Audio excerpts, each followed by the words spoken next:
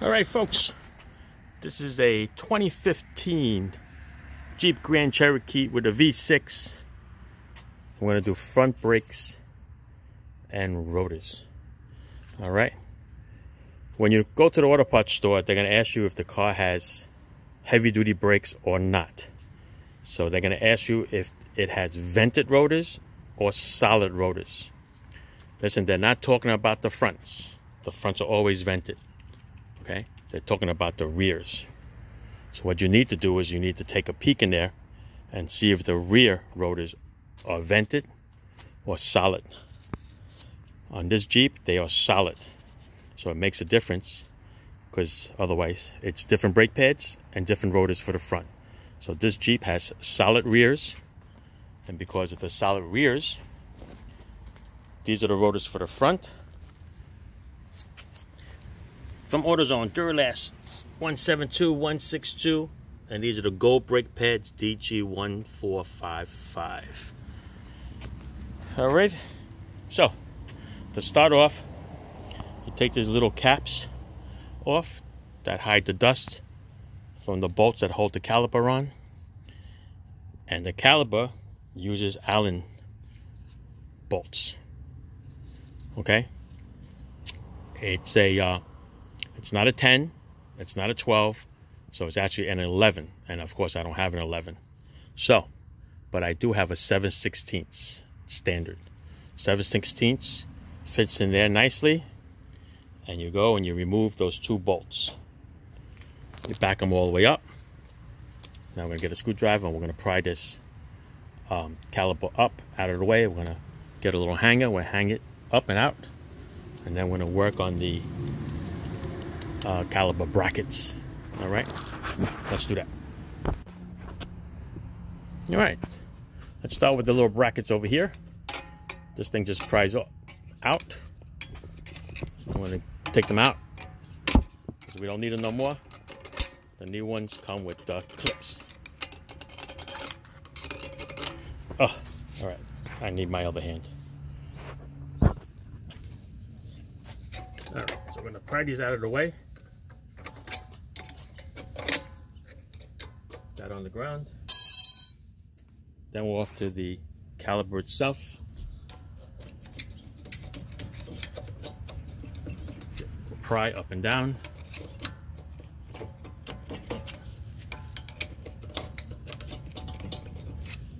Of course, they're going to be a little tight.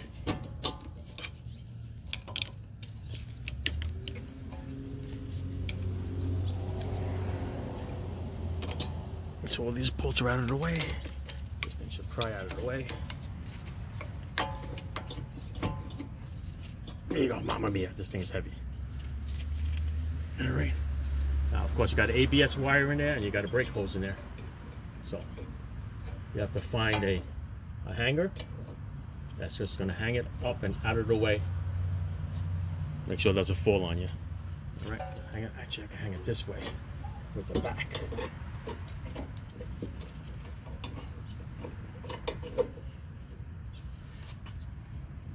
How's that, huh? There you go, hang it through the back there. And we're gonna change the pads. They come out. That one comes out of there. You just snap them out of there. Onto the ground. There it is. Then we're gonna push that caliper pistons in. All right, now in here, we're gonna get some metric bolts over there. I'm gonna take them out. Let's see what size that is. All right, so it's 21 millimeters. That's what these are here. Okay. Once you crack them,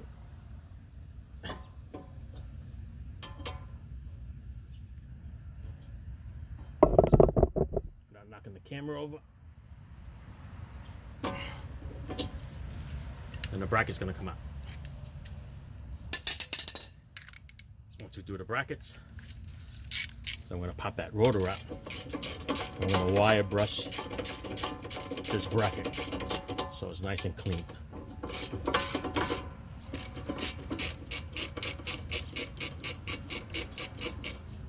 They haven't been off for a while. There's going to be a little tight.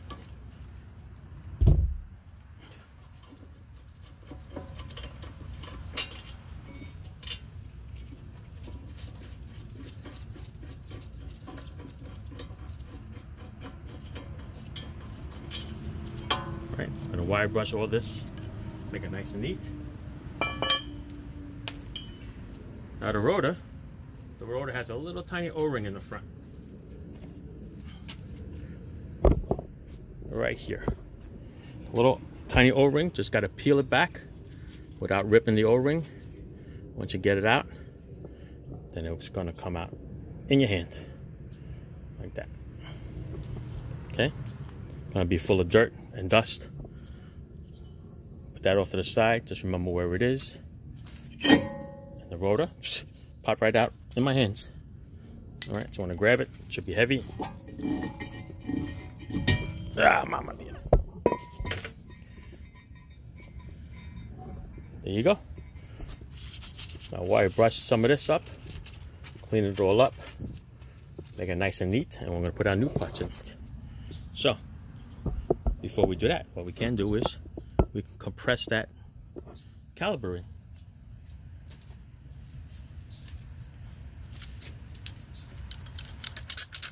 All right. Everybody has different tools. Some people use a C-clamp, some people use all kinds of tools. This is the proper tool for it. Lyle makes it. I'm going to do it while it's hanging here. Goes right there in the middle. And we're going to squeeze it on up. Should go in easy. Should be no resistance, okay?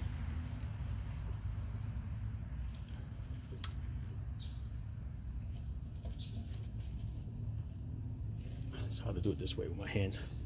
All right. But you know the concept. We're going to push it all the way in. All right. All right. So the best way to get leverage on that little clamp thing is to put it this way onto that spindle and crush it up. So I killed it with brake cleaner. I'm going to put a little brake lube on there on the caliper. Wire brush this thing nice and clean. Shot that with some brake cleaner. Clean up the O-ring. And we're about to put this back together. All right, let's get that brake lube. Now let's put that rotor back on. After we cleaned it with some brake cleaner, get the oil off. It's gonna go nicely. And I'm gonna put this little O-ring on. All right, the O-ring will hold it in place instead of using the old lug nut trick.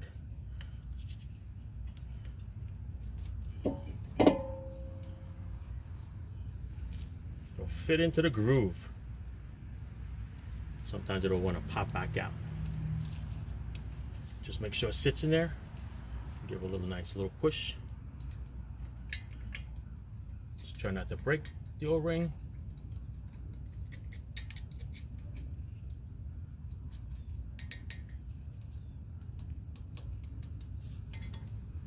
There you go. Now I'm going to put the bracket on.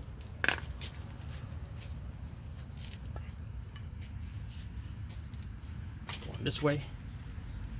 Dun, dun, dun.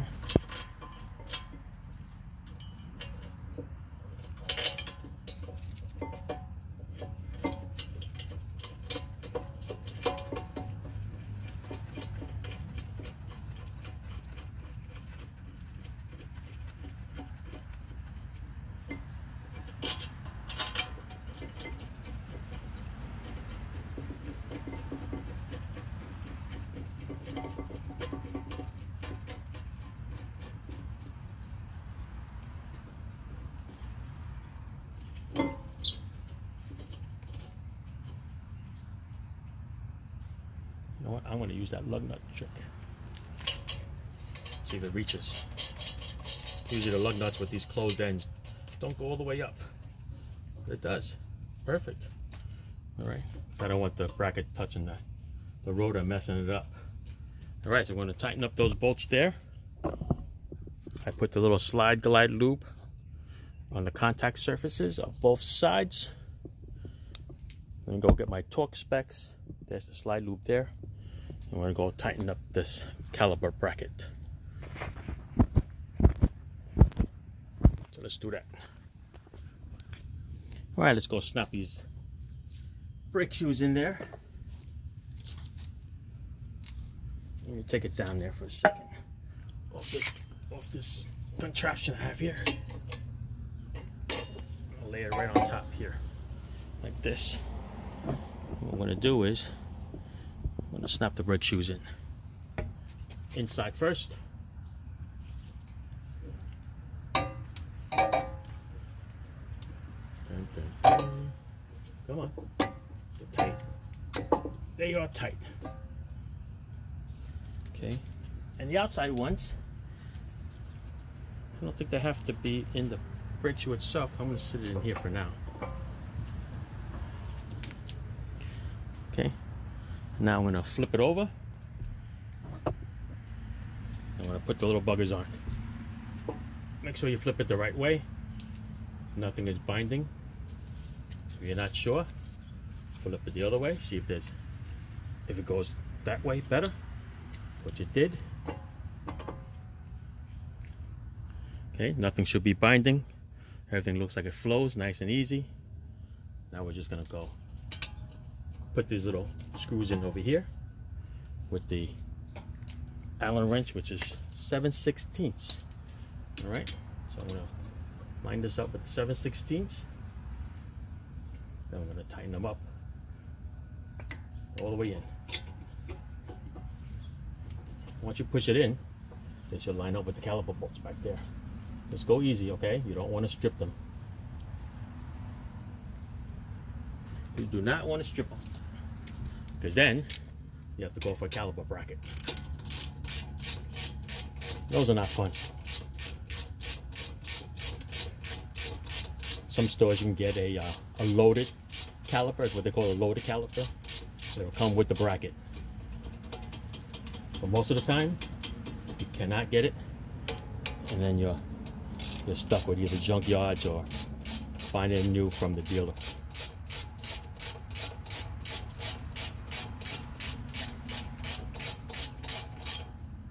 All right, so let's go and get my torque specs for this.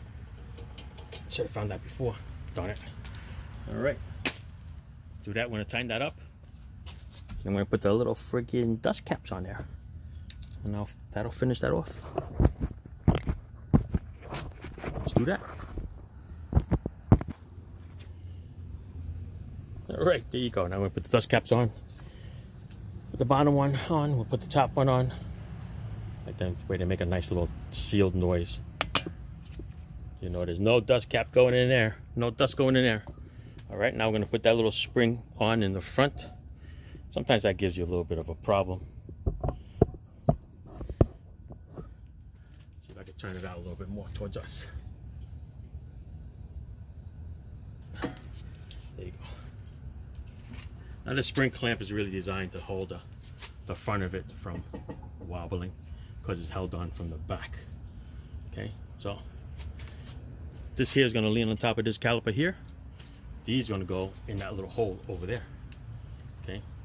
Is there a trick to doing it? Not really. It just depends on how comfortable you are doing it. Okay, so I hooked up that one in there first. I hook this one in here on the outside. I'm going to hold it there. Then I'm going to find my screwdriver. Actually, I could probably just push it in. Put my thumb in there and just push it in. And that's it. Tap it all around. Make sure it's good, and that's it. We are done. All right, put the wheel back on, and you are good to go, people. All right, that's it. Front pads and rotors. Like I said, I always change the rotors with the pads, because if you go the cheap way out and do the pads, what do you think happens when the customer says, hey, you know, my car's starting to make a little noise? Little squeak? Yeah, because of the rust. See, the rust is starting to cave in and groove into that pad right there. But listen, I don't want them coming back, because then what? You got to do it for free because you didn't do the rotors this way. They're good for a good 1.5 years, depending on how they drive. All right. Thanks for watching, people.